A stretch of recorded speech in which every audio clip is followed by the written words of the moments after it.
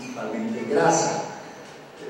Yo venía de hablar de los sobanderos que hay en Bogotá y que antes del 9 de abril se ubicaban al pie del cementerio central y luego pasaron a la Caracas, a la avenida Caracas con calle Primera, en donde está medicina legal.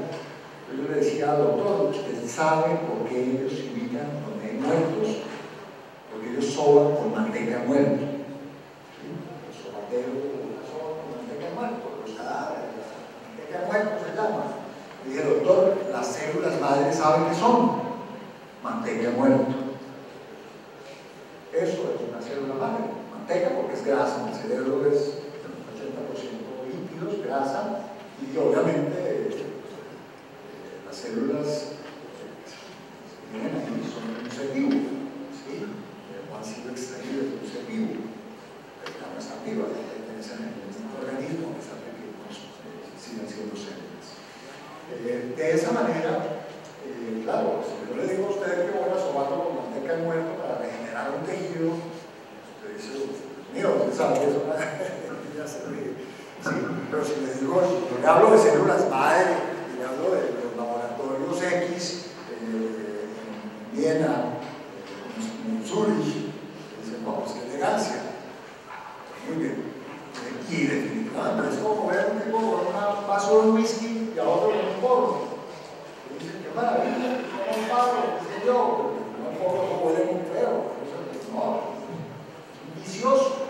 ¿Sí? Y no podemos romper el esquema mental que nos hace ver al marihuanero como un degenerado, y no podemos romper el esquema mental que nos hace ver al que toma whisky como un príncipe, como un lord. Yo viene de Escocia. Yo soy bogotano, santanderiano, antioqueño. Mi familia es de Belén, estoy muy orgulloso de estar en la tierra de mis ancestros. Bueno, la pregunta del postestructuralismo básicamente es ¿por qué, por medio de qué procesos históricos y con qué consecuencias Asia, África y Latinoamérica fueron ideadas como el tercer mundo a través de los discursos y las prácticas del desarrollo? Las respuestas que da el postestructuralismo a por qué nos volvimos subdesarrollados, el tercer mundo, los africanos, algunos asiáticos y los latinoamericanos son las siguientes, o algunas de ellas. La primera es, como discurso histórico, el desarrollo surge, como les decía antes, después de la Segunda Guerra Mundial, si bien sus raíces yacen en procesos anteriores a la monarquía y al capitalismo, obviamente, entre el 45 y el 60 del siglo pasado, cuando empiezan todo tipo de expertos en estos continentes, dan realidad a la construcción del tercer mundo. Es decir, llega la Alianza para el Progreso, llega el Plan Marshall, y esto viene con unas parafernalias y con unos especialistas que administran esas parafernalias que tienen un costo multitudinario, pingüe, inmenso, absolutamente gigante. Imagínense ustedes la cantidad de población que tiene como cliente la industria farmacéutica. Hasta hace 150 años dependíamos de nuestro sistema inmunológico. Ahora dependemos de India, de Pfizer, de Bayer, otra cantidad de monstruos corporativos que son menos del 2%. Por eso QP y estas grandes primaveras son una respuesta de resistencia poderosísima. Y eso no lo organiza nadie, eso se autoorganiza. Se parece mucho al tema de los sistemas dinámicos, la cosa compleja, y son aparentemente caóticos, pero ahí hay una respuesta que usted puede ver muy fractal, muy armónica, y tiene mucha belleza estética si usted puede leerla desde una clave diferente a la lógica clásica. Por eso las lógicas no clásicas, las lógicas propias del pensamiento ameríndio, de los pueblos naturales en Asia y en África, y de otros pueblos naturales, inclusive en Europa y en Norteamérica, nos permiten a nosotros vislumbrar que estas formas de resistencia probablemente sean la respuesta a que esa catástrofe que estamos previendo por el cambio climático, etc., no se dé. El discurso del desarrollo hizo posible entonces la creación de un vastísimo aparato institucional a través del cual se desplegó el Naciones Unidas, la Organización Mundial de la Salud, para la Cultura UNESCO, para la guerra, la política y la seguridad, la Organización Tratado del Atlántico Norte, el Acuerdo Orgulloso Colaborador, la OEA, etcétera, etcétera, y obviamente las agencias nacionales que reproducen de una manera absolutamente con obediencia reverencial a estas instituciones transnacionales como Planeación Nacional, el INCO, el Banco de la República, etcétera, etcétera. Otras respuestas dicen que ese discurso del tercer mundo y de la necesidad del desarrollo opera a través de dos mecanismos principales. Uno, la profesionalización del problema del desarrollo mediante el surgimiento de conocimientos especializados. Es decir, nosotros no nos vamos a desarrollar. Yo veo todos los días en el Facebook, yo tengo Facebook, en el Facebook el tema de que lo más importante es un pueblo educado. Entonces, educado es enseñársele a leer y a escribir a la gente. Resulta que culturas como el auditorio es una cultura ágrafa o agrafa, no recuerdo lo que se dice ágrafa, y no escriben. Entonces, ¿ellos qué? Ellos son unos brutos, son unos salvajes. Llevamos, como decía el video maravilloso que nos mostró nuestra profesional de apoyo, eso sí, no sirve para nada. Llevamos a los zoológicos a Europa a verlos como cuando llega. Por eso yo soy bastante escéptico del diálogo de saberes. Si yo traigo aquí un mambo de la Sierra Nevada a hablarles, va a ser una cosa pintoresca, exótica, va a ser difícil la comunicación, él no tiene los recursos discursivos, no tiene, no se para acá, lo que hace es actuar, ¿no? Estoy actuando un personaje con mi corbata, con mis manconas y la cosa. Ellos no tienen la habilidad para asumir esos roles. Es distinto con la mujer, en el curso, en la calle, hay que ver cómo se comporta uno cuando va manejando solo o cuando va manejando con un amigo, ese tipo de cosas, ¿no? La institucionalización del desarrollo, ya lo habíamos mencionado, que conlleva la vinculación sistémica, conocimiento práctica, por ejemplo, la vinculación de los conocimientos expertos en el desarrollo rural con intervenciones particulares como crédito, infraestructura, etcétera, etcétera, transformando el campo y las sociedades campesinas del tercer mundo de acuerdo con los lineamientos capitalistas sobre la tierra, la agricultura, la crianza de animales, Monsanto, etcétera, etcétera. Hoy en día no es posible, así como ellos hicieron iTuc Panamá, hicieron iTuc marihuana, donde produce la marihuana sin semilla. Eso es lo que estaban buscando, ¿no? Usted pudiera, hace poco me llegaron una tienda muy chiquita que tengo en el Rhode Island, donde tengo pedidos de pan comer, para mi despensa. Me llegó un vecino y me dijo profesor, siempre esta mazorca, mire, esto tan grande y tan bello. Pero el problema es que cuando se acabe hay que ir a comprar otra semilla del pueblo, pero eso va a unas mazorcas modificadas biológicamente de Monsanto. De hecho, en todos los tratados de libre comercio hay una cláusula en donde se prohíbe la circulación y el uso de nuestras propias semillas. Entonces ellos querían, pero hay iTuc Panamá, luego hay iTuc marihuana, trataban de hacer iTuc cocaína. Entonces recientemente me preguntaron, ¿por qué será que la coca no tiene semilla o no está dando semilla? Porque es tan difícil. Tiene mucho que ver con eso, ¿sí? Con el traslado, con la apropiación de estos productos.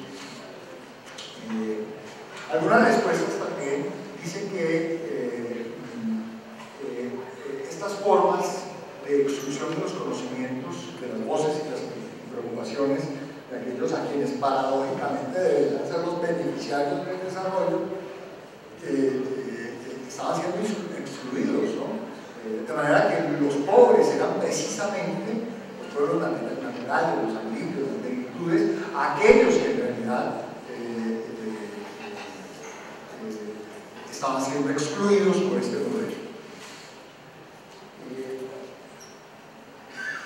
De manera, pues, que aparece la idea de posdesarrollo, ¿no? Dice, lo primero que dice en la perspectiva del posdesarrollo de Arturo Escobar es, mire, el desarrollo no rige la vida social. definitivamente no. Que haya semáforos, que haya...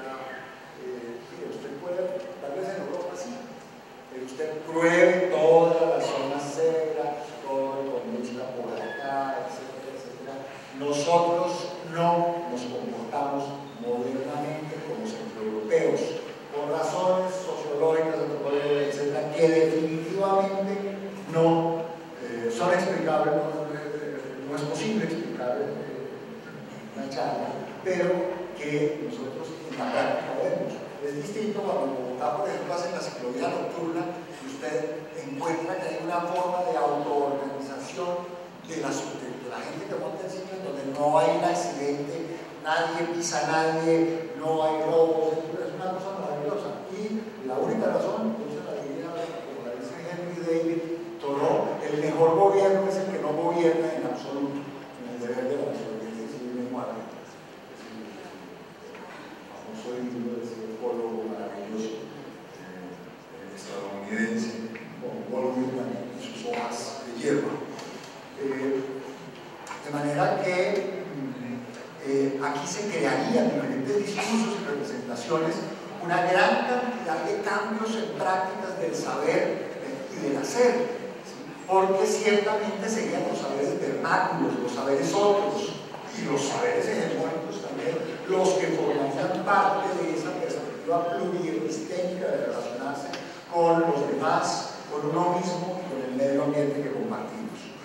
No solo habría entonces conocimientos expertos, sino la valoración de estas culturas y por lo tanto una multiplicación de los agentes de producción de conocimiento. Eso daría una universidad pluriepistémica, una multiplicación de agentes de conocimiento, pero además una visibilidad de las formas de conocimiento de nosotros que somos los sujetos del desarrollo.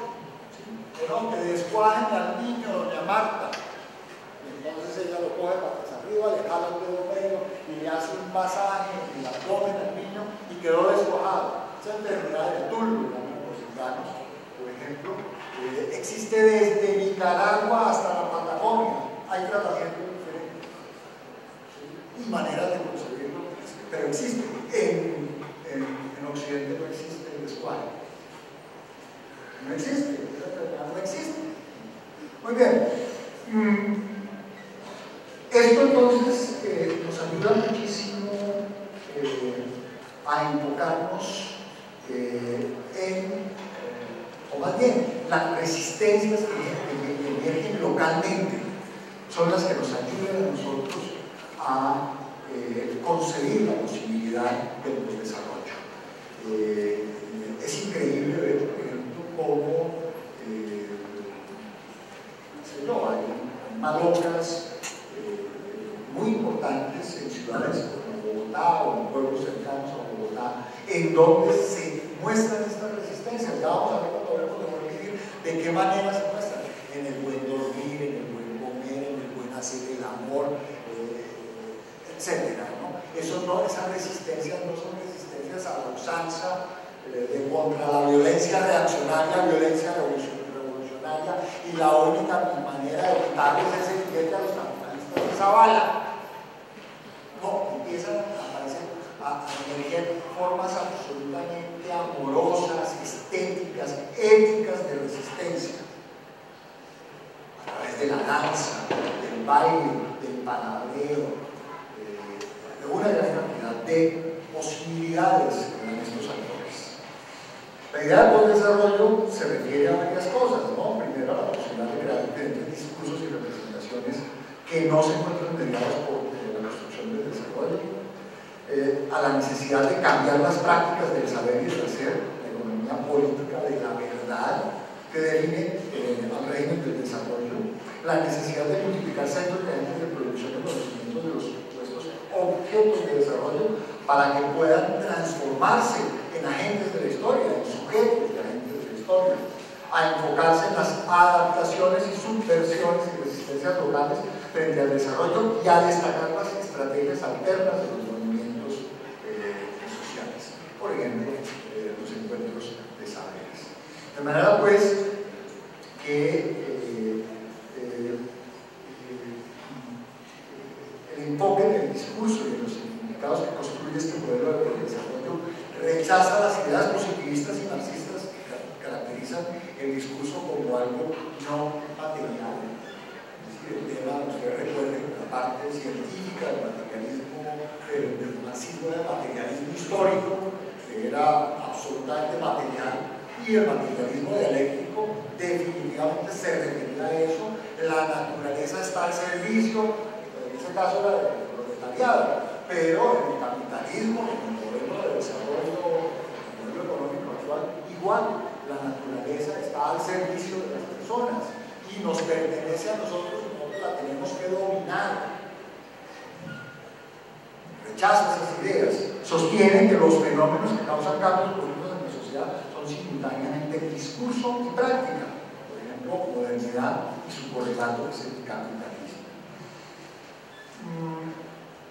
Hace un análisis discursivo del concepto de desarrollo y sus implicaciones sin el afán de llegar a una verdad o algo definitivamente real. Simplemente es una acción académica o política para el debate.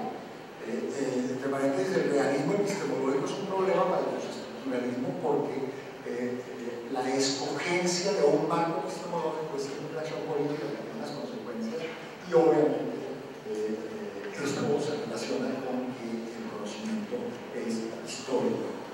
Por otra parte, esta idea recupera lo local yendo muchísimo más allá de los conceptos realistas que se aplican a las comunidades, como por ejemplo el concepto de necesidades materiales. El desarrollo piensa que las necesidades de las comunidades son esas. ¿Sí? Sobre ustedes, las instituciones tienen una serie de expectativas, ¿no? Entonces es que se case con lo católico, que comulgue, que vaya a la universidad, que se porte bien, que tenga un apartamento, que compre un carro, etcétera, etcétera. Pero resulta que la satisfacción de sus aspiraciones íntimas no se la da a nadie. Resulta incluso uno construyendo una curva de trayectoria biográfica para responderle a las expectativas que tiene el resto, las instituciones sobre mí, y yo resulto un ser absolutamente frustrado y ni siquiera lo sé, porque uno nace, no, yo recuerdo que mi mamá me decía, no, pero es que esa muchacha, no sé qué cosas, y resulté casándome, ya me separé hace muchos años, con una mora de ojos azules, ¿no? Y con plata. Eso era lo que quería mi mamá, pero eso no era lo que quería yo. Ahora una señora campesina, nació en el campo, es campesina en verdad, y bueno, esa es mi vida, ¿no? Pero uno empieza a darse cuenta que la satisfacción de las propias necesidades no pasa por las necesidades materiales. Toda hora de fuera de esto, no, que es resiliente y yo no sé qué cosa. Bueno, en realidad son culturalmente construidas esas necesidades y son cuestión de sentido. No solo son relevantes estas necesidades, existen también, se trabajan actualmente, identidades, derechos culturales, memoria comunitaria, economías alternativas, etc. No voy a... Bueno, en este momento el tema de la globalización, de la identidad transcultural, etcétera, etcétera, nos está planteando una crisis que en realidad, buscando probablemente, sí, qué sé yo, el tema de la globalización, una forma de universalización del saber y del ser, etcétera, etcétera, lo que ha ocurrido es crear una serie de identidades fragmentadas y, perdón, una destrucción cultural que es en realidad catastrófica. Otra pausita como de final de capítulo y hablamos un poquito de pueblo. Muy bien, para los pueblos aymara, los pueblos bolivianos, los quichuas, etc., implica mucho más que el que traduce en castellano, en español, en castellano, y lo que quieren reflejar el concepto de buen vivir es la cosmovisión del equilibrio del todo absoluto. Esto rompe con esa perspectiva positivista, con esa perspectiva marxista, realista de la que veníamos hablando. Todo está conectado, todo está interrelacionado, todo es parte de la armonía y el equilibrio de uno y del todo, en armonía con los ciclos de la madre tierra, del cosmos, de la vida y de la historia, son el saber relacionarse o convivir con todas las formas de existencia. Eso sería buen vivir, en suma causae. Hace referencia a todas las interrelaciones entre la comunidad. No se trata del tradicional bien común reducido y limitado solo al ser humano, ni tampoco a vivir mejor, porque es que sí, yo quiero ser una mejor persona implica que los otros son peores. Vivir mejor significa vivir mejor que, porque eso tiene un referente, ¿sí? Para vivir mejor entre los pueblos es necesario competir, concentrar la riqueza, las oportunidades en pocas manos y así tener más poder y más fama que otros. Para que algunos puedan vivir mejor, millones han tenido que vivir mal. Piensen ustedes, hace unos años estaba en Suecia y veía yo la casa de un profesor, un hombre muy importante, que es el padre de la prima funcional. Y la casa tenía muy bonitas cosas, minimalista. De pronto hace así, y empieza un sonido filmado en la casa, y me dice, no, tengo un dispositivo psicoacústico que hace que usted se siente en medio de la orquesta. Me da una presencia.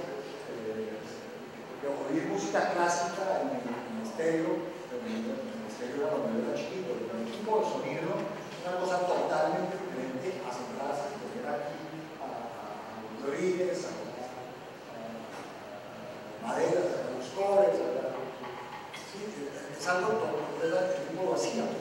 Y de pronto vino una visita decente y la veo y dice que es madera de Brasil, se está extinguiendo, parece que solamente quedan 300 árboles, etcétera, etcétera.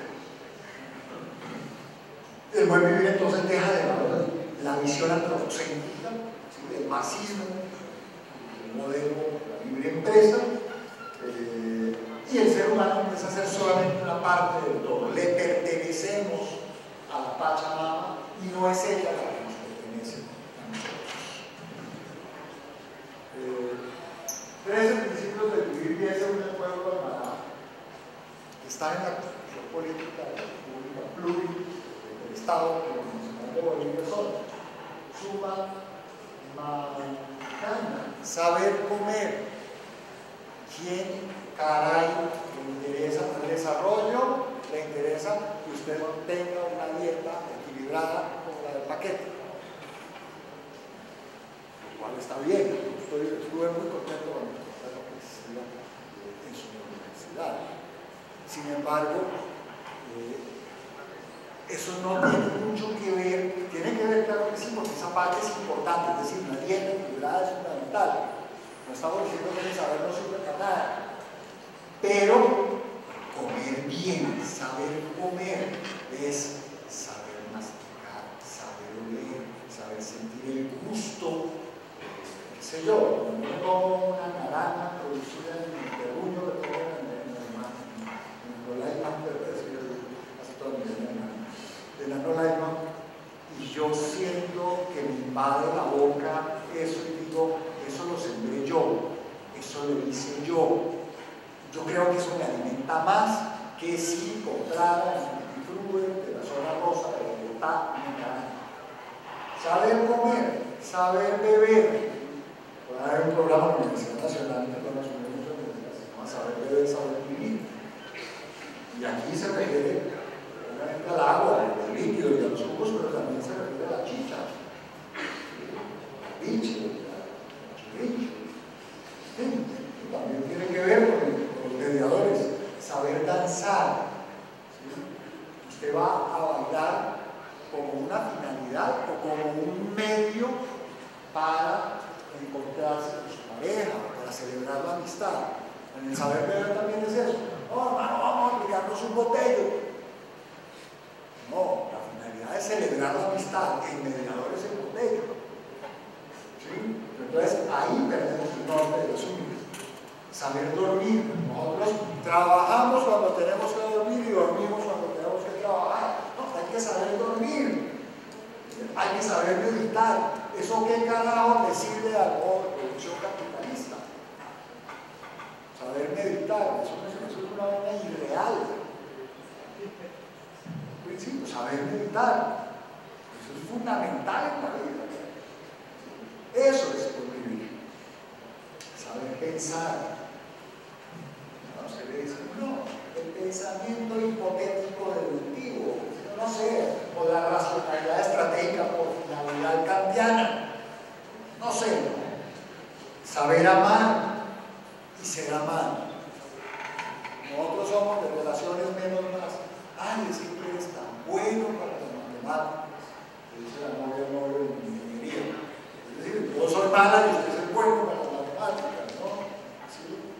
O más o menos, ay, es que tú eres tan malo para esas diferenciales. No, yo déjame, yo las hago. Más o menos, ¿no? ¿Sí? O menos. No, es que nosotros estamos jodidos. Cuando el pobre va de allá donde la espalda pierde su venerable nombre, no hay barranco que lo tranque.